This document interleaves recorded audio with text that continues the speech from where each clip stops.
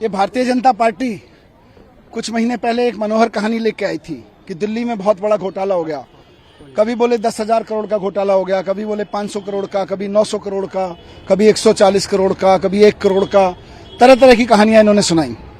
इन्होंने मेरे घर पे सीबीआई की रेड डलवाई, इन्होंने छापे डलवाए, मेरे बैंक के लॉकर तलाशे।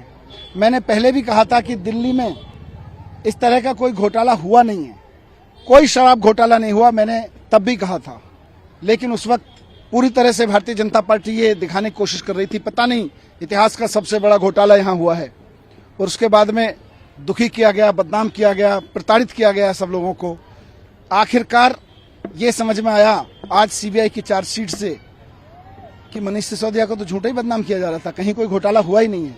आज सीबीआई की चार्जशीट से समझ में आ गया कि दिल्ली में कोई शराब घोटाला नहीं हुआ और बाकी चीजें अब कोर्ट में सिद्ध हो जाएंगी।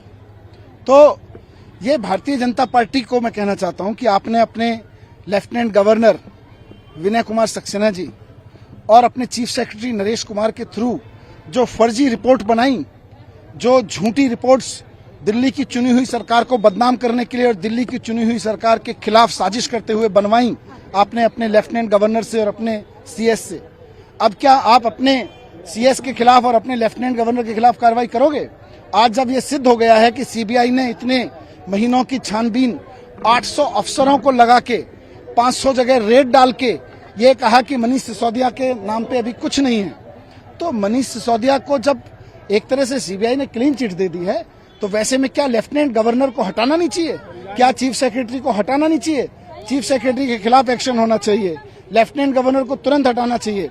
और मोदी जो 24 घंटे इस साजिशों में लगे रहते हैं कि सीबीआई के खिलाफ, सीबीआई को यूज करके, ईडी को यूज करके विपक्ष की पार्टियों के खिलाफ, चुनी हुई सरकारों के खिलाफ साजिशें कैसे रची जाएं।